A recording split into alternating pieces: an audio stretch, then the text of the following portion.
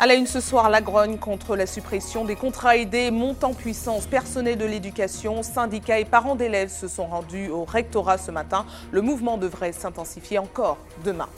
2 millions d'euros d'aides débloquées en urgence par le Parlement européen. Une enveloppe destinée aux îles sinistrées suite au passage de l'ouragan Irma. Des études sont en cours pour une possible réévaluation du montant. Suite des entretiens politiques dans le cadre des sénatoriales, Éric Valère est notre invité du jour, membre du RDM. Il se présente sans étiquette. Il nous expliquera ses motivations. Et puis 2 heures de fou rire vous seront proposées ce week-end au Tropicatrium. La 19e édition de la Nuit du Rire réunira Jean-Yves Rupert, Pat et Manfrouche le 16 septembre prochain. Nous vous en dirons plus avec l'organisateur. Bonsoir à tous. Heureuse de vous retrouver dans cette tranche info que vous pouvez suivre en direct sur Facebook.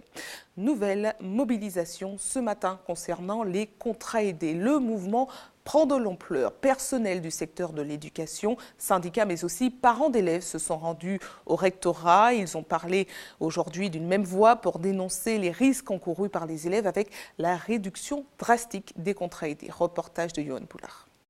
Ce combat-là, c'est un combat qui sera dur à mener car la volonté du gouvernement est de supprimer de manière catégorique tous les contrats aidés. Les mots sont durs. Étendard à la main, ils sont venus en nombre des 4 coins de l'île. Objectif, conserver les emplois mis sur la sellette par le gouvernement. Pour Gladys, parent d'élèves, il en va de la sécurité des enfants. Nous sommes à Sainte-Marie en REP+.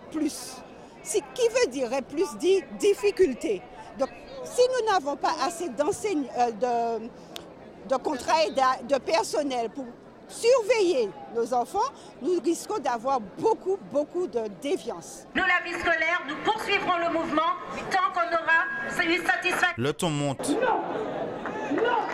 Et pour cause, plus de 500 emplois sont concernés par cette mesure, rien qu'en Martinique. 160 000 en France. Alors, pas question de faire marche arrière. Il faut que nous ayons nos contrats aidés. Sans nos contrats aidés, nous ne sommes rien, tant à la vie scolaire qu'au niveau des agents. Donc il faut que les autorités s'engagent pour que la situation se débloque. Donc tant qu'il y a mobilisation, nous serons là. Nous ne pouvons pas accepter que cette situation perdure. Ça fait des années que nous dénonçons cette situation et nous disons aujourd'hui qu'il est temps de mettre un terme. Une délégation d'une 20aine d'individus composée principalement d'acteurs de l'éducation sera finalement reçue au rectorat. Une rencontre qui devrait permettre de se faire entendre au niveau national. Nous avons rencontré, en l'absence de Madame la rectrice, le secrétaire général, le directeur de cabinet et le DAZEN qui ont pris note de toutes nos revendications et qui nous ont assuré de faire remonter au ministère les informations.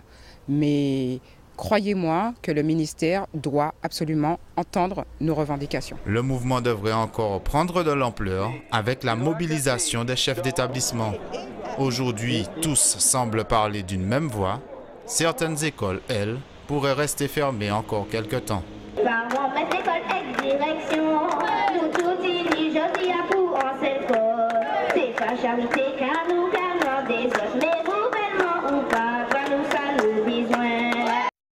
Et vous l'aurez compris, la mobilisation devrait s'intensifier demain encore et gagner le premier degré. De nombreuses écoles maternelles, écoles primaires, les collèges et lycées risquent de rester fermés. Autre mobilisation au sein de la mairie de Makouba cette fois-ci. Les agents municipaux affiliés à la CGTM-SOM ont manifesté ce matin devant la mairie. Ils dénoncent l'absence de dialogue social et les mauvaises conditions de travail. La mobilisation est annoncée illimitée. Voyez les précisions recueillies par Hubert Bornil et Valérie Vincent. Le problème là, nous nions, c'est que ni un manque de dialogue et puis même Makouba. Pourquoi vous voyez un courrier pour recevoir, il n'y a pas qu'à recevoir. Ni d'autres problèmes encore à causer, des titulaires qui attendent non complet, un bagage que nous ne pouvons pas supporter ça. Nous ne pouvons pas supporter ça. Un travailleur attend non complet pour demain matin, il fait pas bon pièce, et c'est ça qui Jacques est là. Alors c'est pour ça que nous avons gourmet. Nous avons gourmet pour tout personnel là. Des emplois à mi-temps. Des titularisations à mi-temps, des employés à 84 heures, des bas salaires, des mères de famille qui touchent 600 €. Plus d'une demi-tonne de marchandises pour les rescapés d'Irma. Les collectes organisées par la ville de Sainte-Anne ont porté leurs fruits. Un premier camion a quitté le hangar de la ville en vue d'une première livraison. Voyez ce reportage de Nathalie Dinan, Patrick Curie et Moïse Dexter. La ville de Sainte-Anne, avec l'aide de toutes les associations, a lancé une grande collecte de dons à destination des îles du Nord.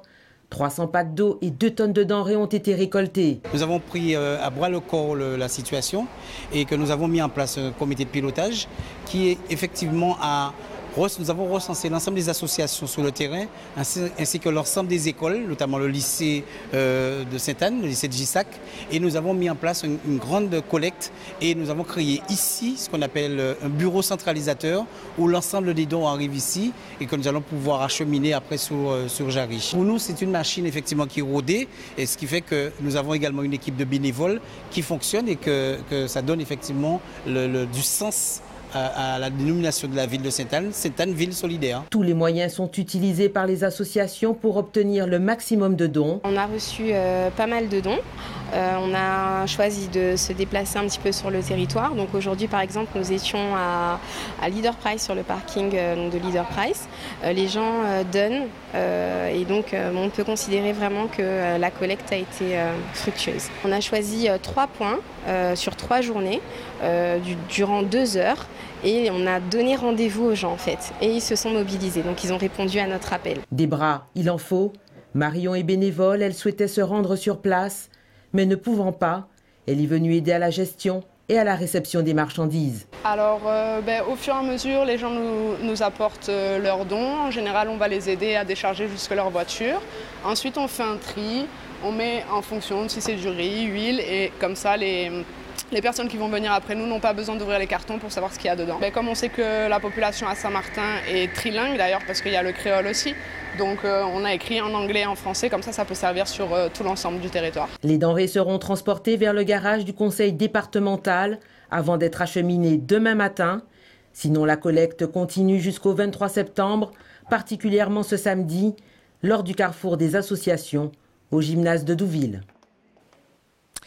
Et la situation des rescapés d'Irma a été abordée hier au Parlement européen. Une semaine après la catastrophe, la première séance plénière a permis de voter un déblocage de l'aide d'urgence. Voyez les précisions de nos correspondants Éric Dupuis et Raphaël Lisambard. À Saint-Barthélemy et Saint-Martin, il y avait certes peu de députés dans l'hémicycle à Strasbourg, mais l'enjeu était gros pour les territoires touchés par Irma, 2 millions d'euros exactement, la somme que pouvait débloquer en urgence le Parlement pour venir en aide rapidement aux îles ravagées. Déjà, l'Union européenne vient de débloquer au nom d'un fonds de solidarité de 2 millions d'euros pour les premières nécessités en quelque sorte. Évidemment, à Strasbourg, il n'est pas question que des îles françaises. 5 territoires rattachés à l'Union européenne sont concernés par 3 de ses États membres. La France d'abord, la Grande-Bretagne toujours, le Brexit n'étant pas signé. Et surtout les Pays-Bas, avec sa partie de Saint-Martin, elle aussi ravagée. On a énormément besoin de l'eau potable, de la nourriture, des médicaments, qu'on a besoin de mettre en place de communication, des réseaux. Mais aussi bien entendu que l'infrastructure est touchée, pour ne pas citer les écoles et l'hôpital, comme l'aéroport qui a été très endommagé. Reste maintenant à chiffrer et évaluer les dégâts pour débloquer une aide plus importante auprès du FEDER, le Fonds européen de développement régional. Le règlement que nous avons adopté permet un cofinancement à 95% par l'Europe des infrastructures qui ont été détruites. Il faut que la France établisse dans les meilleurs délais l'évaluation des dégâts, une évaluation précise qu'elle devra adresser à la Commission européenne. Le gouvernement français vient de faire la demande d'activation de ce fonds de solidarité dont les sommes peuvent atteindre le milliard d'euros. Vous le savez, la politique, c'est sur ATV. Chaque soir jusqu'au 24 septembre prochain, date des élections sénatoriales, nous recevrons un candidat afin qu'il nous présente son programme. C'est l'heure de notre entretien politique.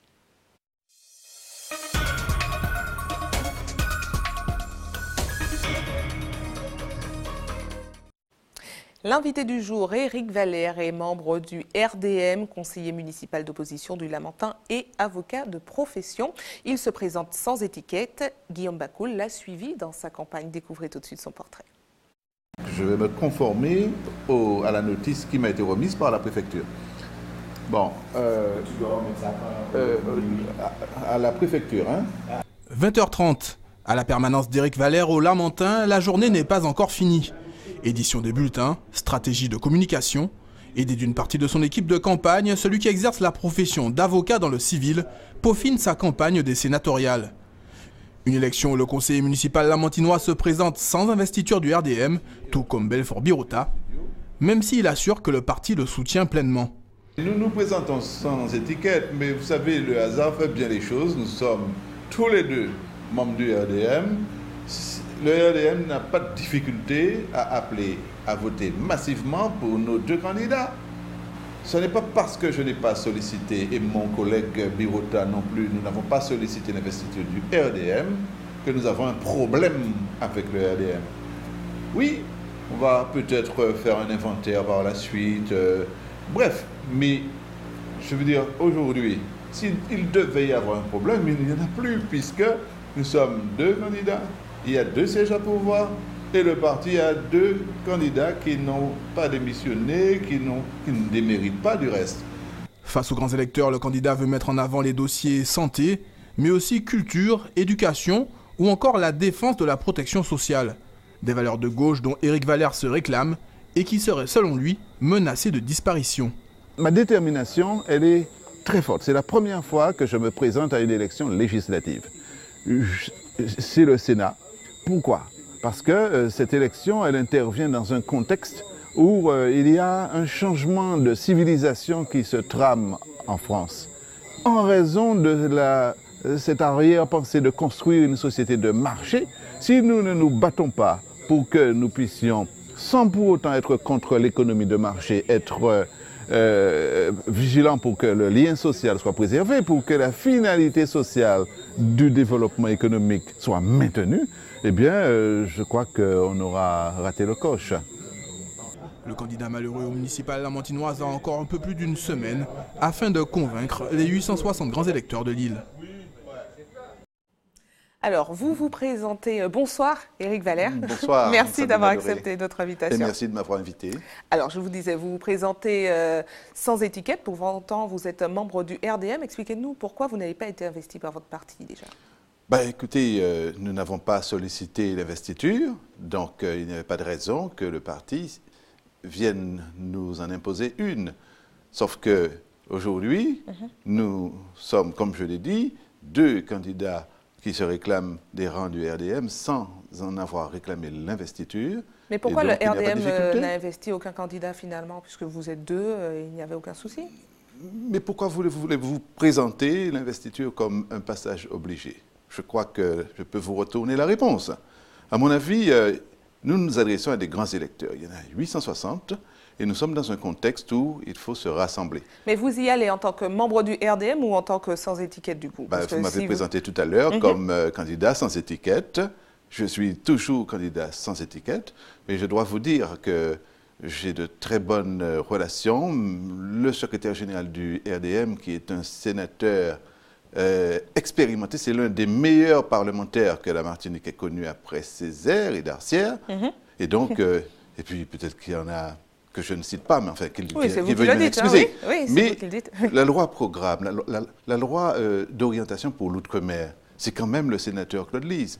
Il a fallu passer par tout un processus de concertation. Donc il me conseille sur la méthodologie. Et il vous soutient du coup dans votre campagne? Je pense qu'individuellement. Alors, il faut préciser qu'il est absent actuellement, et puis quand il arrivera, j'espère qu'il arrivera à temps, et il fera ce qu'il croira devoir faire. Alors, on a vu dans le reportage, vous allez à la rencontre des grands électeurs sans votre suppléante Marilyn Ampigny. Quel rôle a-t-elle déjà dans cette campagne? C'est-à-dire que Marilyn Ampigny est une femme que tout le monde connaît, qui a beaucoup de responsabilités au niveau de la ville du Diamant. Elle a un agenda. Et puis, la vie ne s'arrête pas pendant une campagne. Elle a un agenda trop surbooké pour faire la campagne? Pas trop surbooké, elle fait la campagne autrement. D'accord. Puisque finalement, il y a le contact que le candidat prend établi avec les municipalités. Tout à l'heure, je vais être entendu par les grands électeurs de Rivière-Salée. Et elle, pendant la journée, elle est sur un autre type de terrain. Alors, mais est-ce qu'elle pourra vous remplacer si ça ne va pas, si elle a un agenda si surbooké? Mais me remplacer où? Me remplacer. Mais non, cela ne se fait pas comme ça. Un parlementaire est élu, c'est lui qui siège. Ce n'est qu'en cas de défaillance, mais je ne souhaite pas cela. Oui, mais bon, s'il y a une suppléante, c'est qu'elle pourrait servir. C'est dans ce sens-là que je dis ça. Il faut savoir que c'est une personnalité que j'ai choisie en raison de sa grande expérience dans la gestion des collectivités locales. Il ne faut pas oublier qu'elle a été adjointe au maire du Diamant. C'est une comédienne, c'est une femme de théâtre. Et puis, surtout, j'apprécie sa force de caractère sans pour autant qu'elle ne tombe dans la vulgarité ou dans l'ordinaire. Alors, on l'a vu, vous êtes déjà en campagne, on l'a dit. Et alors, dites-nous, que vous disent les grands électeurs que vous rencontrez? Bien, d'abord, je suis très bien accueilli par l'ensemble des grands électeurs. C'est un marathon, effectivement, depuis un certain temps, puisqu'ils ne pouvaient pas nous recevoir au niveau des municipalités avant que l'ensemble des candidats ne soient connus. Et puis, il faut respecter un principe d'équité. Moi, je peux vous dire que les remontées que j'ai sont qu'il y a urgence. Il y a urgence à ce que nous recommencions à tisser nos liens politiques autour de certaines valeurs. Moi, je suis de gauche, donc je ne peux que souhaiter un rassemblement de la gauche. Souvent, nous disons la même chose, mais chacun veut faire son petit chemin en solo. Donc, lorsque je parle de cela, se rassembler pour quoi faire? Se rassembler pour faire de la Martinique un atout pour la République. Ça fait trop longtemps que nous sommes vus comme une variable d'ajustement. Moi, je ne vous dis pas que je vais aller, bousculer les autres, mais je crois que je suis un homme de la parole. Il faut trouver la pédagogie, il faut trouver la méthode. Et nous, ici en Martinique, si nous sommes porteurs de consensus, et si les parlementaires sont, j'allais dire, les porte-paroles ont la légitimité de projets qui soient bien conçus, issus de la concertation locale, nous pourrons avancer et régler des problèmes, j'allais dire, importants et récurrents de notre département. Le fait d'être sans étiquette vous permet-il de brasser plus large auprès des grands électeurs? J'espère bien que les électeurs, parce que je les invite à sortir des rangs, pour servir l'intérêt supérieur de la Martinique. Et je leur dis, écoutez, je ne suis pas un homme qui change, qui n'est pas différent selon les circonstances. Je suis un progressiste, j'ai été à l'école de Césaire, je suis membre toujours du Centre césarien d'études et de recherche, le nègre fondamental qu'est Césaire. Il faudra qu'on se penche dessus. Il faut que nous ayons notre identité, et je crois qu'avec cette identité, nous pouvons être un apport pour la France. Cette personnalité martiniquaise collective que nous devons construire ensemble, ce n'est pas dans des monologues. Vous parlez aux membres du PPM également? Vous tentez de J'ai été membre du PPM. Oui, mais actuellement, est-ce que vous tentez de séduire... Oui, je comprends bien, mais comme vous êtes sans étiquette, est-ce que vous tentez quand même de séduire les membres du PPM?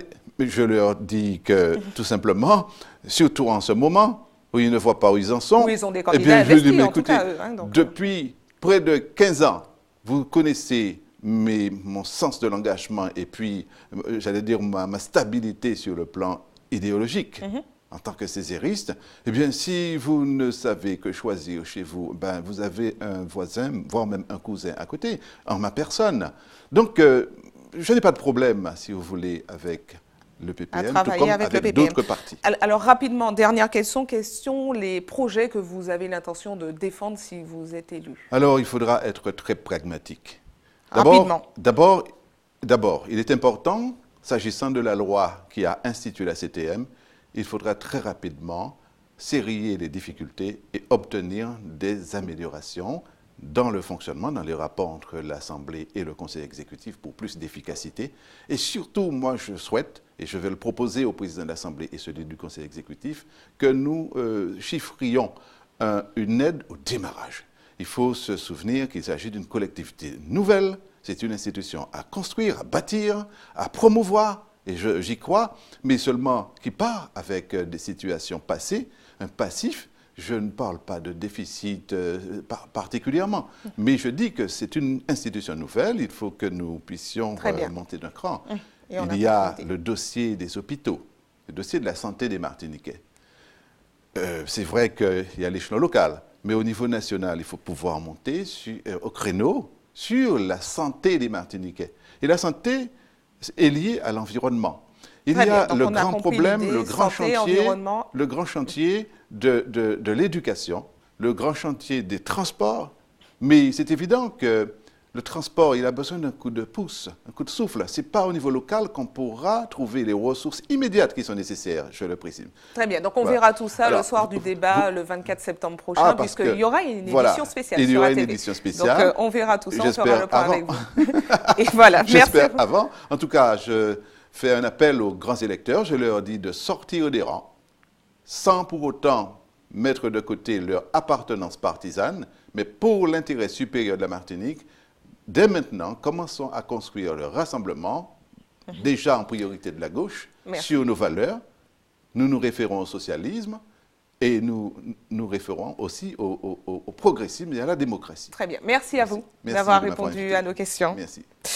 Et nous continuons avec cette signature de convention entre la mission locale Nord et le Centre du service national de Martinique. Il s'agit d'un partenariat qui permettra aux jeunes résidents du nord de l'île de ne plus avoir à se déplacer vers le centre pour faire leur journée d'appel. Un centre de journée d'appel a d'ailleurs déjà été installé au Robert. Voyez les précisions recueillies par Louis Sebas. C'est une journée particulière pour eux parce que ce sera l'occasion pour eux de développer leur esprit de défense, comme je leur ai dit tout à l'heure. Ce sera aussi l'occasion pour eux de se voir rappeler les enjeux de la défense, le rôle de nos forces armées.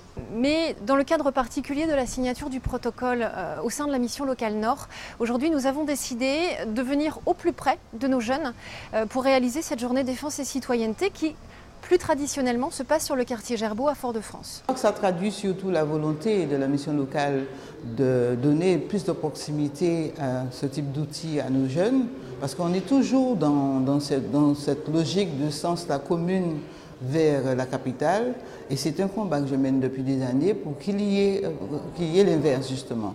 D'une part, et puis deuxièmement, ça nous permet aussi de mettre en place, de renforcer un partenariat qui existait déjà avec les services de l'État pour nos jeunes, parce que ça nous permet de leur ouvrir plus de perspectives, parce que ça nous permet aussi d'être avec les services de l'État, d'effectuer beaucoup plus de détection de cas difficiles et de nous permettre très rapidement de mettre en place des actions correctives dans l'intérêt de notre jeunesse.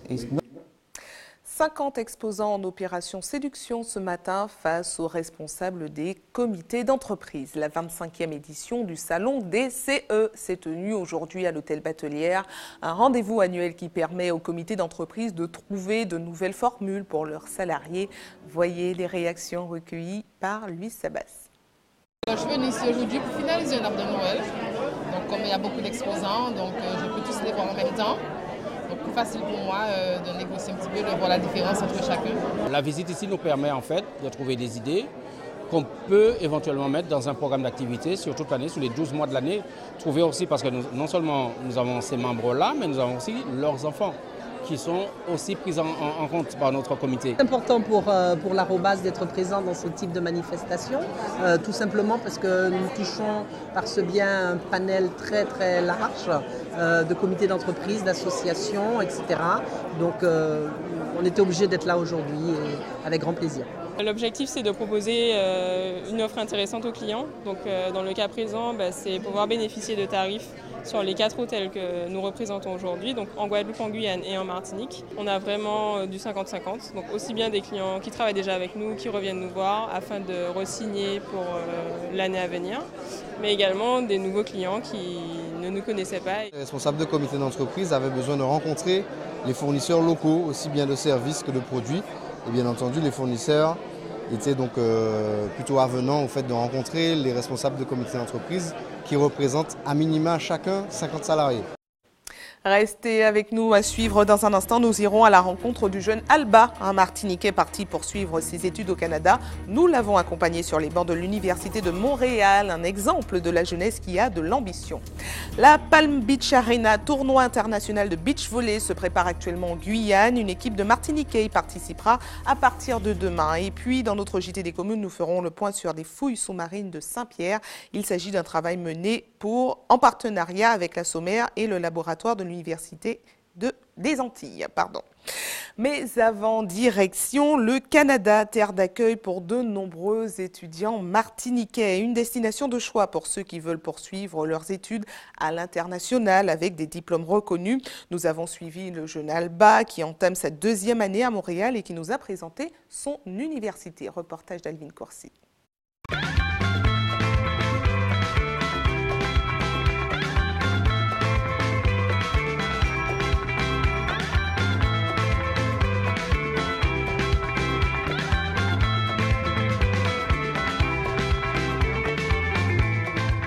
C'est une nouvelle année qui commence pour Alba. Cette jeune étudiante en médiation culturelle est à l'Université du Québec au Canada depuis 1 an.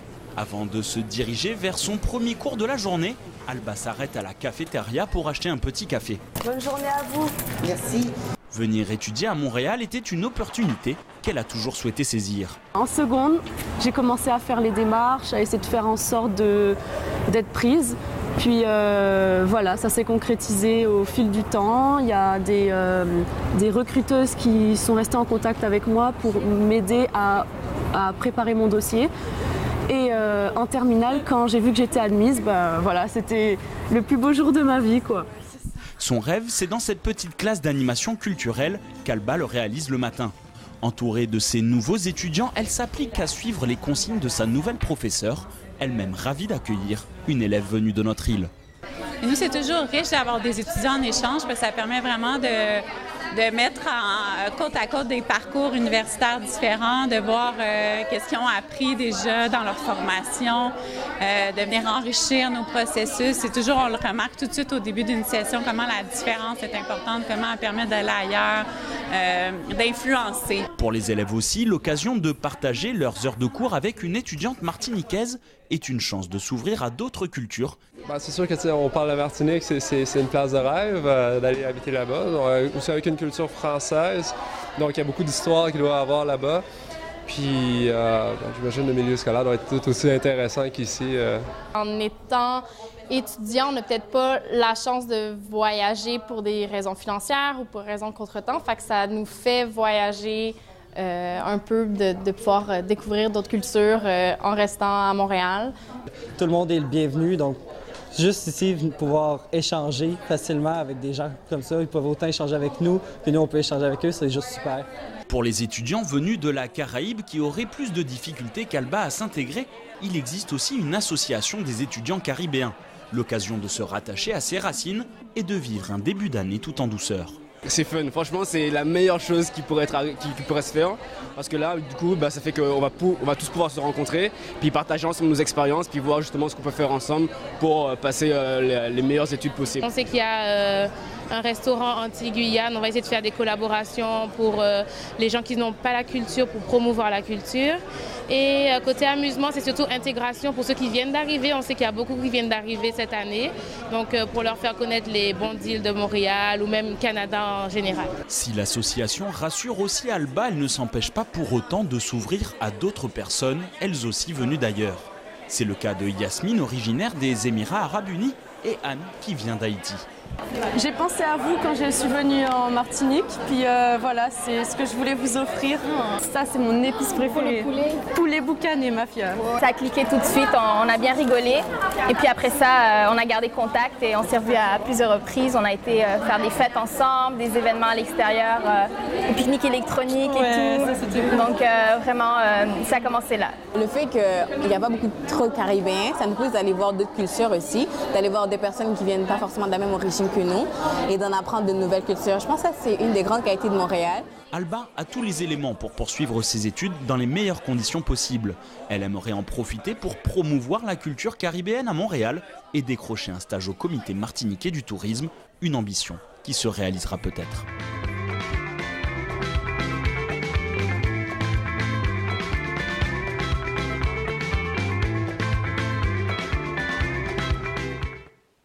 De retour en Martinique avec une conférence de presse organisée ce matin à Fort-de-France pour présenter le World Music Festival de la Dominique.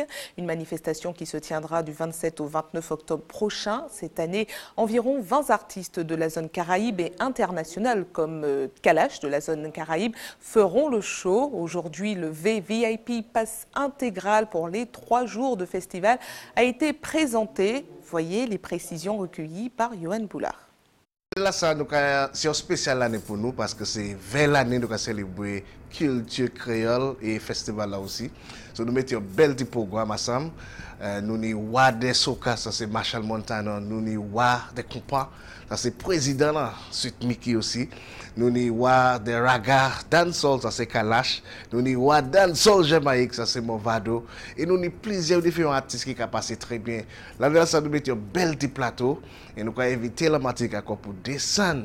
Parce que la Martinique a 6 pour festival là, au début du festival là, et nous avons remercié toute la Martinique, peuple de la Martinique. Je crois que nous proposons à notre patron une opportunité pour acheter un billet pour entrer dans le festival. Quand vous achetez votre billet pour 212 €, commencez maintenant jusqu'au 15 octobre, vous entrez dans le stade, vous buvez, tous les bois seront libres, tous les manger seront libres aussi, et vous aurez l'occasion pour, par exemple, aller juste devant les stages, par exemple, okay, pour voir tous les artistes.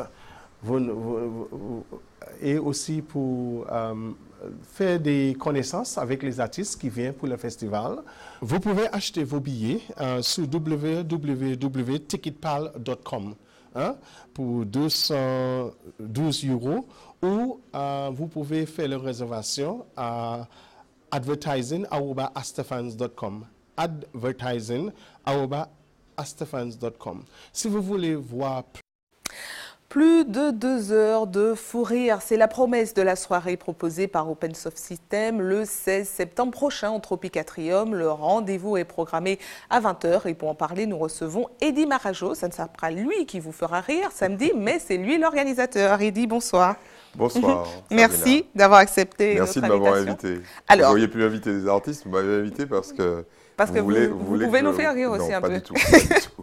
Alors, qui sera sur scène? Jean-Yves Rupert, Pat de la Guadeloupe et Manfrouche sur la même scène, 3 spectacles en un. Alors, expliquez-nous comment ça va se passer déjà. Alors, depuis 18 ans maintenant, nous donnons rendez-vous une fois par an au public martiniquais pour décompresser un tout petit peu parce que les années sont difficiles et on vient de le voir. Et on va rendre hommage et puis soutenir un petit peu l'ensemble des victimes des différents cyclones qui nous ont frappés, qui ont frappé la région. Et puis c'est un moment également pour rire. Et le concept est assez simple. En fait, l'idée c'est de donner 30 minutes à chaque artiste pour faire éclater une salle de 1000 personnes de rire. Et puis les spectacles sont séparés par un entracte. C'est ce qui fait l'originalité du spectacle, parce que ça n'existe pas ailleurs. Pendant 30 minutes, l'ensemble de nos amis, de nos sponsors offrent au public un petit moment de détente et puis de gourmandise en leur offrant gracieusement de quoi boire, se restaurer, du café, etc. etc. Bon, c'est dû par le rire et par les abdos, et puis après ils vont manger, c'est très bien. Alors la grande nouveauté de cette année, la participation de Jean-Yves Rupert, c'est le seul à ne jamais avoir participé. Comment avez-vous réussi à le convaincre cette année particulièrement? Il était assis, nous regardait pendant toutes ces années, et là il a fini par nous dire « on vient ». Je viens et ça m'intéresse. Et c'est un peu le challenge parce que Monsieur Rupert est quelqu'un que j'ai connu il y a très longtemps, au tout début d'ATV, notamment à travers Bankoulélé. Oui. Et je lui ai demandé pendant des années de venir sur notre spectacle et il a fini par accepter. Et pour nous, c'est une grande fierté de le recevoir. Mais pourquoi il ne voulait pas? Vous le savez ou pas? Non, parce qu'il n'avait pas le temps. C'était jamais programmé. Nous, c'est toujours en septembre. Et en septembre, il avait toujours des choses à faire. Et là, ça tombe bien parce qu'il est disponible. Et pour nous, c'est un grand moment parce qu'on sait qu'avec lui, ça va déménager. Alors, il faut en profiter. Les autres sont plus fidèles. Ils sont avec nous, Pat est avec nous depuis des années, Manfrouche est avec nous depuis des années. Donc oui, ça, c'est fait leurs preuves. Voilà, ça, c'est les poteaux mitants. Et puis, on invite Jean-Yves sur cet événement. Alors, un rendez-vous qui revient chaque année, comme vous l'avez dit, qui rencontre toujours autant de succès. Dites-nous où on en est au niveau des places. Il en reste quelques-unes. D'accord. Dépêchez-vous. Parce que il faut faire vite. Il faut faire vite. Il vaut mieux faire vite parce que chaque année, on a des dizaines de personnes qui arrivent en disant, bon, je fais comme dans tous les spectacles, je vais acheter ma place, mais il n'y en a plus. Et donc, faites vite. Donc, on conseille de prendre à l'avance. Merci. Merci beaucoup. Merci de votre invitation. J'essaierai de vous faire rire la prochaine fois. D'accord. Non, mais je vous fais confiance. N'ayez pas peur. Merci beaucoup. Donc, on rappelle que le rendez-vous est fixé le 16 septembre prochain, ce week-end. Donc, samedi à 20h à la Trium. À 20h. Très bien. Merci à vous. Merci beaucoup. Et du rire au sport, la Palm Beach Arena se prépare. Une compétition de beach volley qui se tiendra demain et samedi en Guyane. La rencontre internationale accueillera une équipe de la Martinique. Jonathan Lariot a suivi les préparatifs. Regardez. Le bord de mer de Lens-Chaton est méconnaissable. Le sol rocailleux a laissé sa place à du sable de plage, où 2 terrains de beach volleyball ont élu domicile. Dès demain, sur ces terrains vont s'affronter des équipes de beach volley pendant un tournoi international avec le Suriname en équipe invitée. Donc, il y aura donc du beach volley 2 contre 2 avec des terrains, on a essayé de mettre dans les normes internationales, donc en respectant les dimensions des aires de jeu et la profondeur au niveau sable, parce qu'il faut respecter une profondeur de sable. Pour sa 3e édition, ce tournoi précède le début du championnat de volleyball en salle. Mais pour la Ligue de Guyane de volleyball, la pratique du beach volley a pris un tout autre tournant après que la sélection de Guyane soit passée très près de se qualifier pour les Jeux Olympiques l'an dernier. La Guyane est aujourd'hui candidate pour accueillir une étape de la Continental Cup, un championnat qui réunit les meilleures équipes du continent sud-américain. Il y a au moins 6 pays du continent sud-américain que l'on a éliminés. Et ces pays-là, ce sont des nations. On est face à des géants, et pourtant ces géants-là, on les a battus, nous sommes passés devant. Cette étape qu'on veut organiser va compter au niveau FIVB. Cette compétition, donc cette compétition internationale, et qui est classée comme compétition de rang mondial. Donc ça va nous permettre justement d'avoir un rang, donc pouvoir se jauger par rapport aux autres pays. Mais le tournoi n'est pas le seul centre d'intérêt de cette installation. Les 2 terrains ainsi que l'éclairage seront maintenus pour une durée de 2 mois et ouverts au public. Le plus souvent les pratiquants, en journée on bosse, on travaille. Donc les temps libres, ça serait le soir.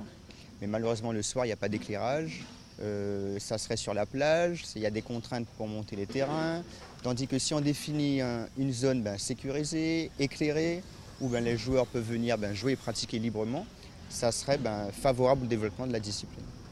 Et on souhaite aussi par la suite que l'espace soit pérennisé, pourquoi pas. Maintenant, c'est en discussion avec la collectivité et le patrimoine pour voir si on peut implanter sur Cayenne un site beach. Le tournoi durera 2 jours, il commencera dès demain 18h pour s'étaler sur toute la journée de samedi. La Guyane reste championne en titre de cet événement, mais rien n'est encore joué. ATV toujours plus proche de vous, place tout de suite à votre JT des communes.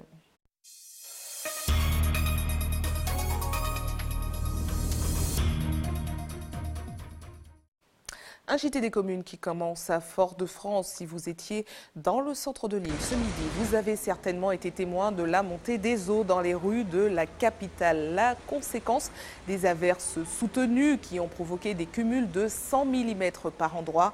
Certains commerçants ont même dû fermer boutique à la mi-journée, comme vous le voyez. Voyez tout de suite les réactions recueillies par Louis Sabas. Dans mon restaurant, justement, que l'eau est tout rentrée au niveau de la chaise, comme ça, à peu près. En plus, il y a toutes les voitures qui passent, donc ça rentre directement en tsunami. Ça a commencé à 11h15, comme ça, a commencé à monter. Pour arriver à chez moi, ça prend 5 minutes pour monter jusqu'au niveau du chaise. Nous avons entendu les orages et brusquement une montée d'eau. En espace de 3 secondes, on a été inondé jusqu'à la petite porte blanche. Donc très surprenante, les personnes, les chaussures à la main, les robes relevées, les jeans relevés. Et, vraiment très surprenante cette montée des eaux. Je pense qu'elle s'est arrêtée juste à mon niveau, un petit peu plus bas, mais vraiment ça a été à la limite de la marche. Direction Saint-Pierre maintenant, où des fouilles sous-marines sont en cours sur le site de la Guinguette. Une opération d'archéologie organisée par Assomer et le laboratoire de l'Université des Antilles. Le public pourra très bientôt découvrir le résultat du travail des chercheurs. Hubert Bornil et Valérie Vincent vous en disent plus. Regardez. Moi, je suis en compagnie de ces chercheurs. Alors, vous êtes des sortes d'archéologues sous-marins. On le voit, vous avez amené de belles choses. Alors ça, l'opération, elle consiste à justement effectuer des sondages au fond, aller voir tout ce qui s'est passé à l'époque. On va remonter, je crois, sur 3 siècles, grosso modo. Pour ces chercheurs sous-marins, il est ici question d'évaluer l'emprise du site, voir s'il y a une ou plusieurs épaves sous l'eau. Actuellement, la curiosité de ces archéologues sous-marins porte sur un 3-mâts de la fin du 19e siècle, naufragé lors du cyclone de 1891. D'abord des observations en plongée sous-marine, des mesures, des photographies, et ensuite donc les observations sur le terrain peuvent prendre la forme de sondages archéologiques, c'est-à-dire que là on va utiliser un certain nombre d'outils qu'on appelle un aspirateur à sédiments et qui permet, si vous voulez, comme en archéologie terrestre, de faire un sondage et d'aller interroger à la fois les structures de l'épave et le mobilier archéologique que l'on retrouve sur cette épave. Une partie des œuvres enfouies peut être observée du grand public, quelques vestiges ont déjà été ramenés à terre. Des clous de caravelle, du verre, des tessons céramiques, c'est dire la richesse des fonds marins dans la magnifique baie de Saint-Pierre. On est soutenu d'un point de vue financier par le DRASM, le ministère de la Culture, la collectivité de communes Cap-Nord, la CTM et donc le ministère de la Recherche. À l'occasion des Journées européennes du patrimoine, la Sommaire propose une animation histoire de faire découvrir le site en palmes, masques et tuba, et c'est ouvert à tous. Un grand moment de plongée, et sachez que durant les Journées du patrimoine, le public pourra venir ici profiter de ce moment, en même temps découvrir les fonds marins. Information pratique avant de refermer cette édition pour ceux qui souhaitent faire un don de sang. Demain, un camion de l'EFS sera stationné de 13h à 18h sur le parking de la Grande Récré à Cocotte-du-Cos. Et puis, comme chaque jour ouvré, une équipe sera également à votre disposition de 9h à 16h à la Maison du Don au CHU. Pierre Zobda-Kitman au quartier Laménard à Fort-de-France. Et c'est la fin de votre journal local et régional. Place tout de suite à l'actualité du reste du monde avec nos confrères de BFM TV. Je vous retrouve juste après avec le rappel des titres. À tout à l'heure.